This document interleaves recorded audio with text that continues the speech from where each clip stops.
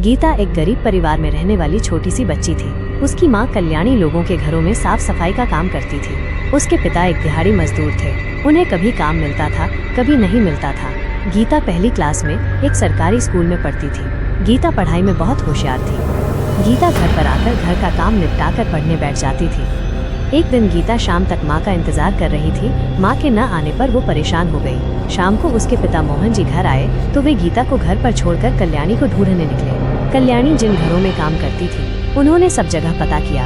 उन्हें पता लगा कि कल्याणी तो आज काम पर आई ही नहीं, रात हो चली थी। मोहन जी पुलिस स्टेशन पहुँच गए। वहाँ जाकर उन्होंने कहा, साहब मेरी पत्नी सुबह से गुम है, आप रिपोर्ट लिख लो। पुलिस वालों ने कहा, 24 घंटे से पहले रिपोर्ट नहीं लिख सकते। मोहन जी को गुस्सा आ गया। वे बोले, आपको पता है उसके साथ क्या हो सकता है, आप रिपोर्ट लिखो और मेरे साथ उसे ढूंढने चलो। पुलिस वाले ने उन्हें उल्टा सीधा बोलकर भगा दिया। निराश होकर वे घर आ गए। घर आकर उन्होंने देखा गीता बैठी रो रही थी। मोहन जी फटाफट बाजार गए और गीता के लिए खाना लाए। गीता ने थोड़ा सा खाना खाया और सो गई। इधर मोहन जी इधर उधर भटकते रहे, लेकिन कल्याणी का कहीं कुछ पता नहीं लगा था। सुबह जब गीता की आंख खुली तो उसके घर के बाहर भीड़ लगी हुई थी। सामने सफेद कपड़ा ओढ़े उसकी माँ लेटी हुई थी। उनका सिर ढका हुआ था। गीता को कुछ समझा नहीं आया। पास ही में मोहन जी खड़े रो रहे थे। तभी गीता की चाची ने उसे अपने से लिपटा लिया और बोली, बेटी तेरी माँ हम सबको छोड़कर चली गई। गीता का दिल धक से बैठ गया। उसकी आंखों से आंसू बहने लगे। वो रोती हुई माँ से लिपट गई। उठो न माँ, उठो, देखो रात को तुमने मेरे लिए खाना भी नहीं बनाया। गीता की चाची उसे संभालने की कोशिश कर रही थी। कुछ देर बाद गीता रोते रोते बेहोश सी हो गई। उसे सब कुछ दिख रहा था, लेकिन अब उसे होश नहीं था। कुछ देर में उसकी माँ को अंतिम संस्कार के लिए ले गए। गीता अब गुमसुम रहने लगी थी। वो किसी से ज्यादा बात नहीं करती थी। एक दिन मोहन जी ने गीता से कहा, बेटी कल्याणी तो अब वापस नहीं आएगी, तू और मैं ही रह गए हैं। तू चिंता मत कर, मैं तेरा अच्छे से ख्याल रखूंगा। इसी तरह समय बीत रहा था। गीता अब घर के काम निपटाने लगी थी। एक दिन गीता मंदिर जा रही थी।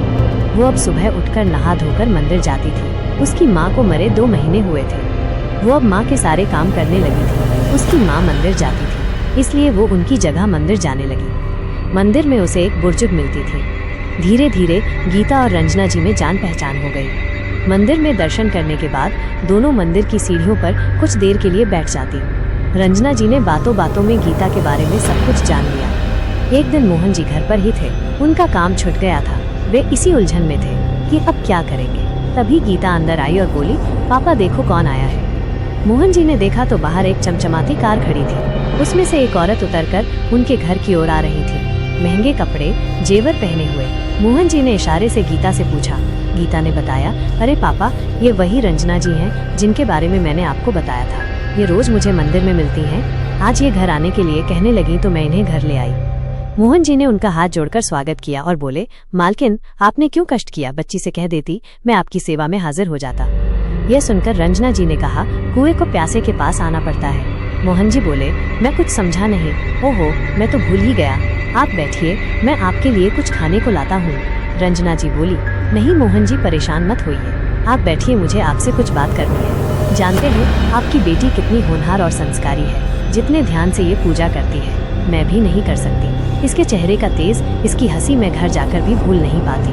मैं चाहती हूँ कि मैं इसका अच्छे से पालन पोषण करूँ, अपने घर ले जाकर। मोहन जी जितना अपनी बेटी की तारीफ सुनकर खुश हो रहे थे, अब उतने ही दुखी होकर बोले, मालकिन मेरी पत्नी तो पहले ही चली गई है। अब मेरे जीने का एक यही सहारा है। इसे भी आप ले जाएंगी तो मैं कैसे जीऊँगा।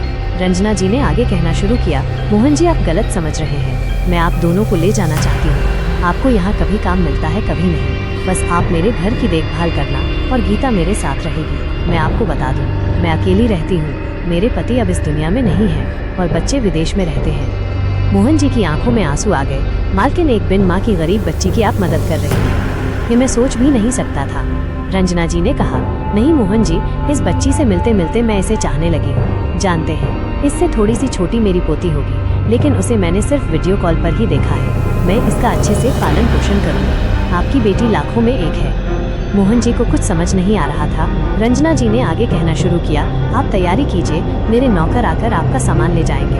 आप दोनों अभी मेरे साथ चलिए। रंजना जी दोनों को गाड़ी में बिठाकर घर ले जाती हैं। घर से 2 नौकरों को ड्राइवर के साथ मोहन जी के घर भेजकर जरूरी सामान मंगवा लेती हैं, जिसमें सबसे जरूरी गीता की माँ का फोटो था। धीरे धीरे समय बीत जाता है। एक दिन गीता घर आती है। पापा देखो, मैं डॉक्टर बन गई। आज ही मुझे डिग्री मिली है। कल से मुझे सरकारी हॉस्पिटल में जाना है। मोहन जी उसे अपने साथ ले गए। एक बड़े से हॉल में रंजना जी की तस्वीर लगी थी। मोहन जी बोले, बेटी इन्हें नमन कर, जिन्होंने तेरी किस्मत बदल दी। माना ये देवी अब हमारे बीच में नहीं है, लेकिन मुझे आज भी याद है अपने अंतिम समय में इन्होंने मेरे से यही कहा था कि मेरी यही अंतिम इच्छा है, मेरा अंतिम संस्कार गीता करे।